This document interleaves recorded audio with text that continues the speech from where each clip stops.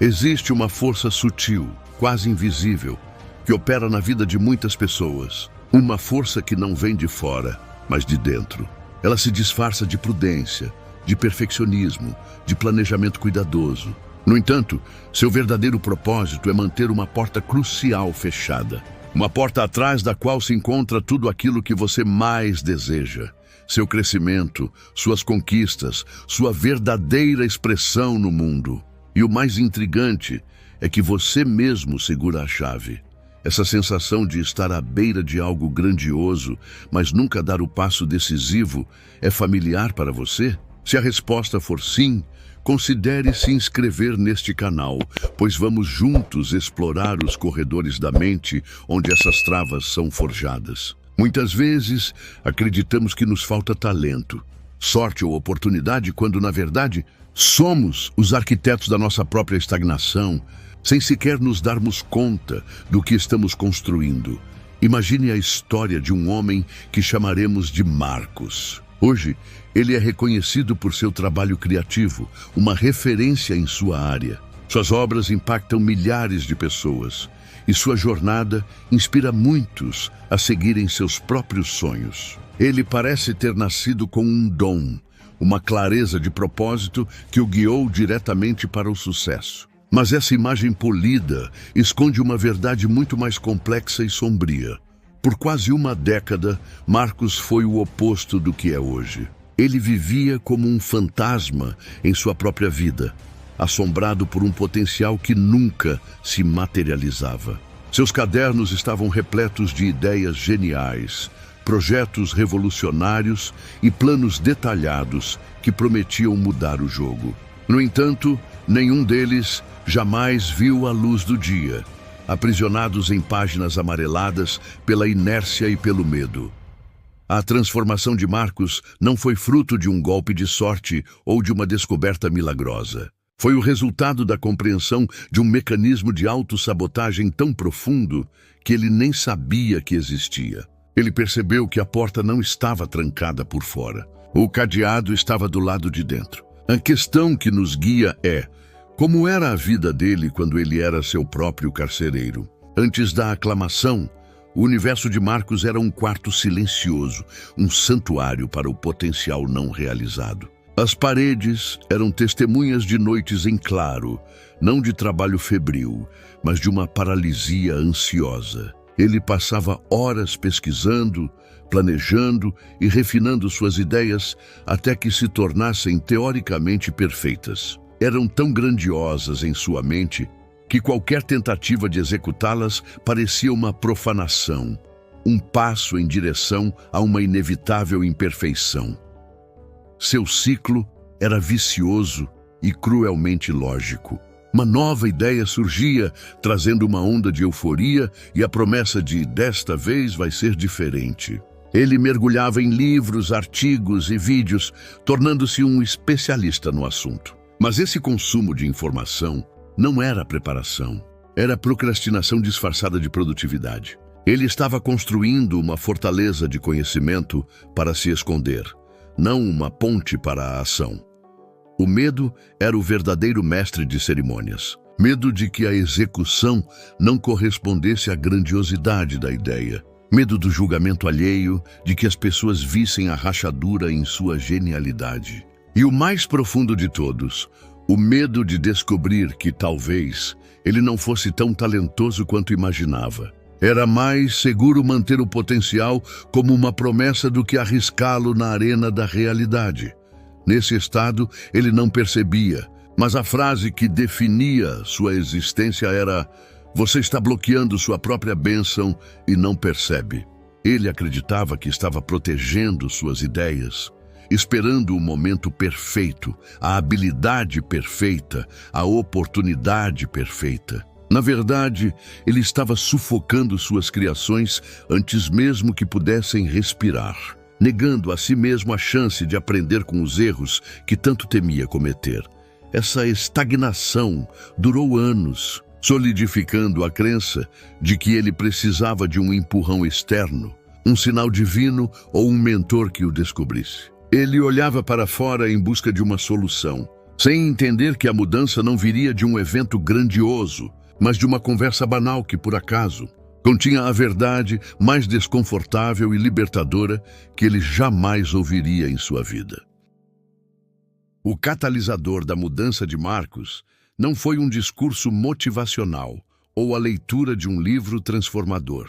Foi um café com um antigo professor, um homem de poucas palavras e olhar penetrante. Marcos, como de costume, começou a descrever com entusiasmo seus projetos futuros, as teorias complexas que estava estudando e o impacto que suas ideias poderiam ter no mundo.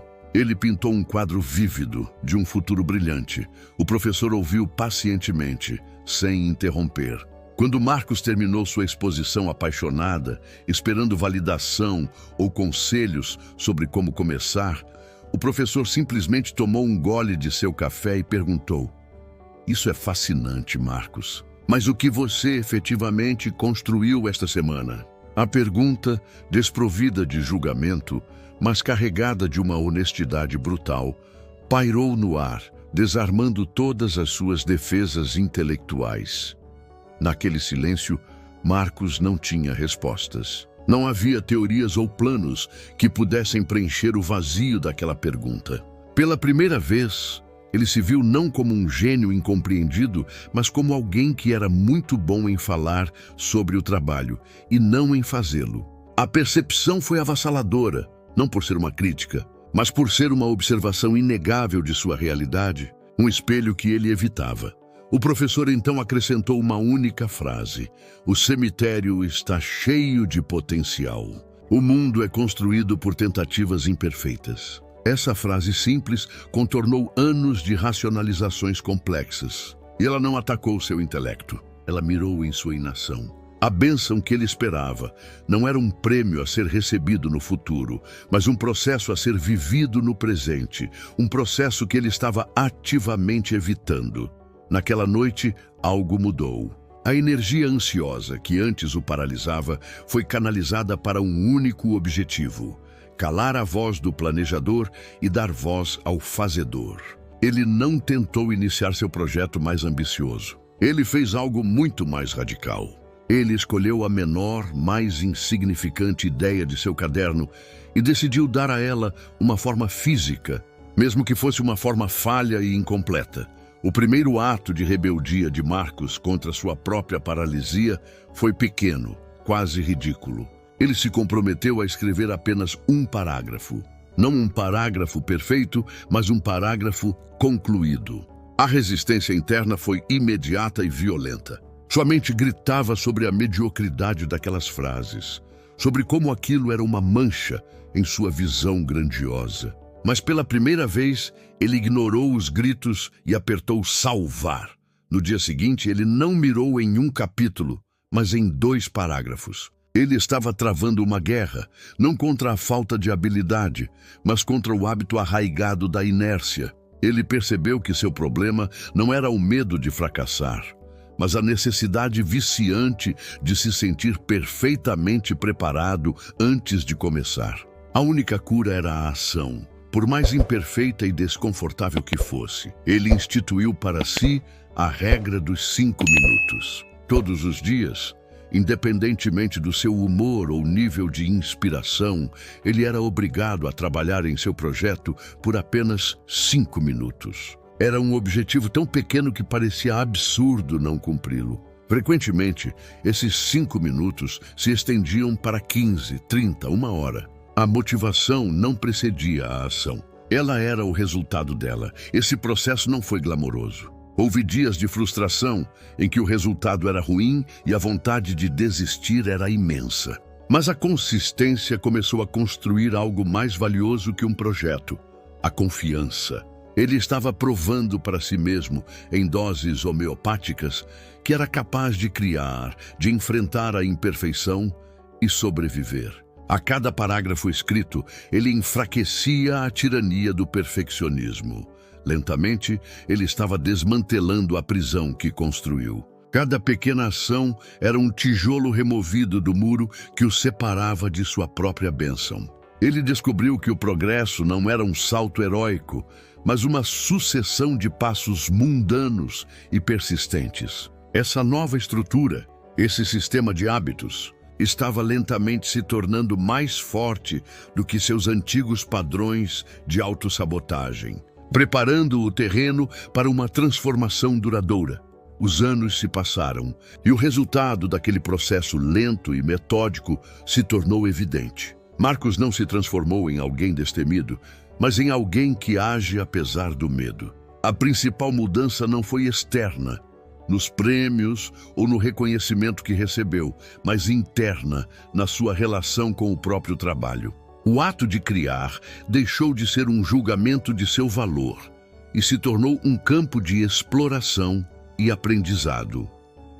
A transformação foi sustentável porque não se baseou em um pico de motivação, mas na fundação de um novo sistema de identidade. Ele não era mais a pessoa que tem boas ideias. Ele se tornou a pessoa que executa ideias. Essa mudança de autoimagem o permitiu navegar pelos altos e baixos inevitáveis da vida criativa sem que sua essência fosse abalada por um fracasso ou inflada por um sucesso. Ele agora entende que o fracasso não é o oposto do sucesso, mas uma parte indispensável do processo. Cada projeto que não funcionou como esperado se tornou uma fonte de dados, uma lição valiosa que informava a próxima tentativa. Essa resiliência, essa capacidade de extrair sabedoria da imperfeição, é a verdadeira bênção que ele havia bloqueado por tanto tempo. A bênção não era o resultado final, mas a liberdade de tentar. Seu trabalho hoje ressoa com autenticidade porque é forjado na realidade, não na teoria. Ele compartilha não apenas suas vitórias, mas também suas lutas e seus erros, conectando-se com seu público em um nível humano profundo. As pessoas não se inspiram em sua perfeição, mas em sua jornada honesta, reconhecendo em sua história os ecos de suas próprias batalhas internas contra a inércia e a dúvida. Se você se identifica com essa jornada, comente abaixo qual é o projeto de gaveta que você mais deseja realizar. A história de Marcos, portanto, não é um conto de fadas sobre talento inato. É um manual sobre como a consistência vence a intensidade e como a ação imperfeita é infinitamente mais poderosa do que a inação perfeita. Sua vida se tornou a prova de que a chave para destravar nosso potencial não é encontrar a resposta certa, mas ter a coragem de fazer a pergunta errada e aprender com ela. A jornada de Marcos funciona como um espelho, refletindo as travas que muitos de nós criamos sem perceber. A primeira e mais comum é o perfeccionismo, o disfarce nobre do medo. Nós dizemos a nós mesmos que queremos entregar algo de alta qualidade, mas na verdade estamos aterrorizados com a crítica. E assim, você está bloqueando sua própria bênção e não percebe ao escolher o conforto da não existência em vez do risco da imperfeição. A segunda trava é a paralisia pela análise. Vivemos na era da informação, onde é possível passar uma vida inteira aprendendo sobre como fazer algo, sem nunca fazer nada. Consumimos cursos, vídeos e livros, acumulando conhecimento que se torna um fardo, não uma ferramenta. Acreditamos que precisamos de mais um diploma, mais um tutorial, antes de estarmos prontos. Essa prontidão, no entanto, é uma miragem no deserto da procrastinação. Outra trava sutil é a comparação. Olhamos para o capítulo 20 da jornada de outra pessoa e o comparamos com o nosso capítulo 1. Vemos o palco iluminado, mas ignoramos os anos de ensaios no escuro. Essa comparação injusta nos convence de que não temos o que é preciso, que o fosso entre onde estamos e onde eles estão é intransponível. E assim, desistimos antes mesmo de dar o primeiro passo. Há também o ato de esperar pela inspiração, tratando a motivação como uma musa mística que precisa nos visitar para que o trabalho comece. A verdade, como Marcos descobriu, é o inverso. A ação é o que gera a inspiração. A clareza não vem do pensamento, mas do engajamento. Ao esperar por um sentimento para começar, garantimos que nunca começaremos, mantendo a porta da nossa própria evolução firmemente trancada. Essas travas, perfeccionismo, análise excessiva, comparação e a espera pela motivação são os guardiões silenciosos do nosso potencial adormecido.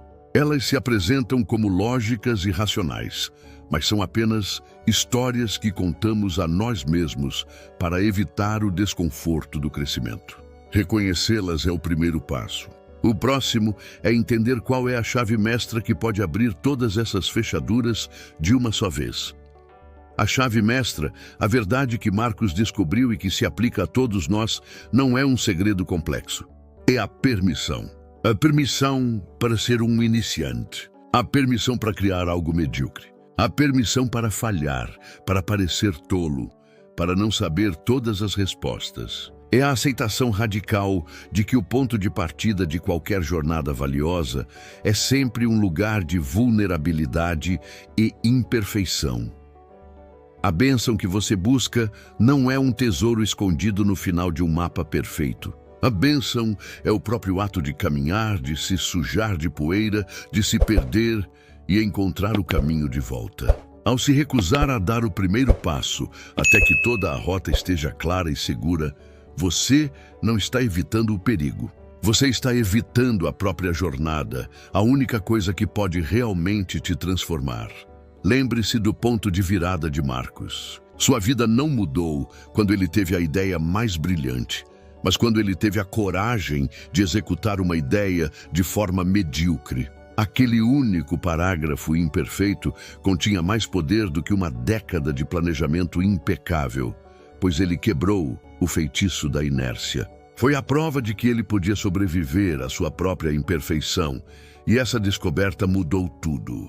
Portanto, a pergunta que fica não é sobre o tamanho do seu sonho, mas sobre o tamanho do seu próximo passo. O que você pode fazer nos próximos 10 minutos que o mova 1% mais perto de seu objetivo? Não pense no livro, pense na frase. Não pense na empresa, pense no e-mail. A bênção que você tanto espera está oculta na coragem da ação trivial.